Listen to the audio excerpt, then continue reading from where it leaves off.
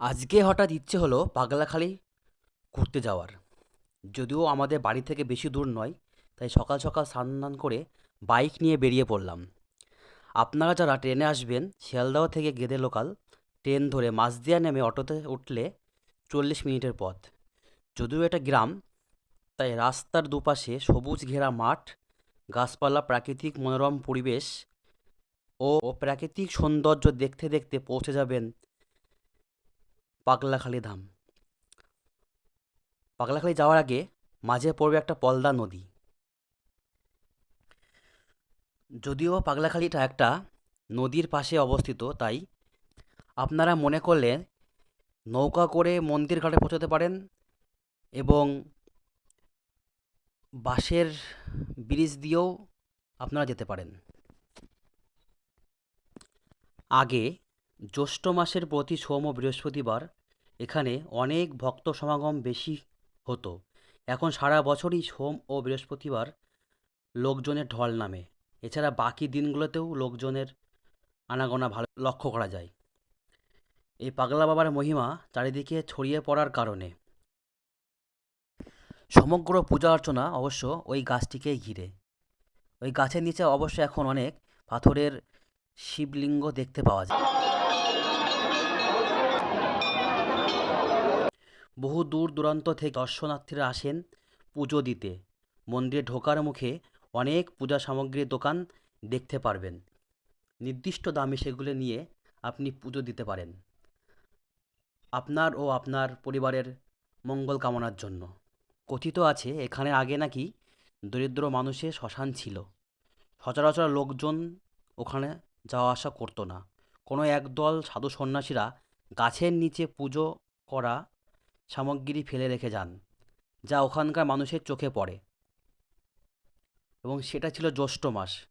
সেই থেকে জ্যৈষ্ঠ মাসে সেই সোমবার এবং বৃহস্পতিবার ওখানে পূজা শুরু করেন গ্রামবাসীরা। এভাবে আস্তে আস্তে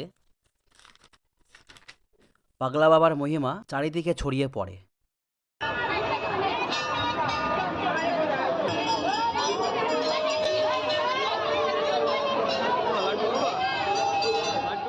অনেকে আবার পুজো দেওয়ার পর গাছে ইট, সরা এগুলো ঝুলিয়ে রাখেন। মনস্কামনা পূর্ণ হওয়ার পর সেগুলি অবশ্যই তারা খুলে দিয়ে যান। সারা বছরই এখানে ভিড় হয়ে থাকে, কিন্তু এই জ্যৈষ্ঠ মাসের প্রত্যেক সোমবার ও বৃহস্পতিবার পূজা অর্চনা শেষে আপনারা মেলাটায় ঘুরতে পারেন এবং মেলাতে অনেক সামগ্রী কিনতে পারেন।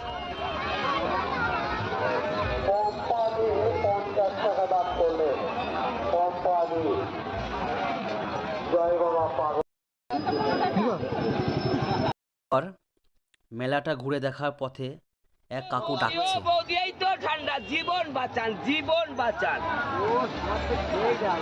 ও বৌদি, আজ কত বৌদি আমার, জীবন বাঁচান, জীবন বাঁচান বৌদি, জীবন ভাই বউ, জীবন বাঁচাও।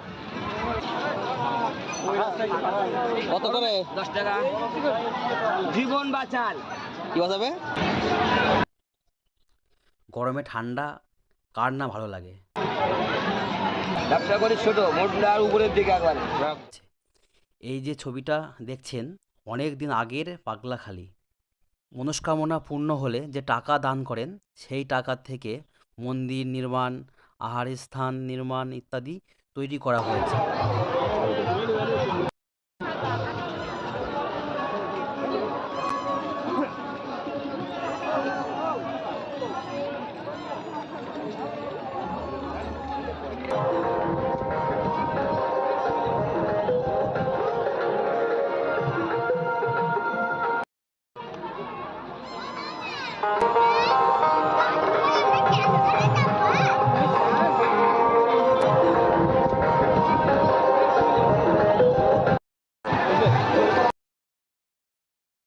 আপনারা মেলা দর্শন করার পর পাগলা বাবার খিচুড়ি প্রসাদ গ্রহণ করতে পারেন ফ্রিতে।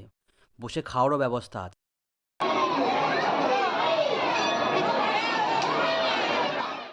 সবশেষে একটা কথা বলবো, আমার কথার দ্বিমত থাকতে পারে, তাই সেটা তর্কে না গিয়ে বাবার মহিমা চারিদিকে ছড়িয়ে দিন এবং আমরা চাই চারিদিকে ছড়িয়ে পড়ুক।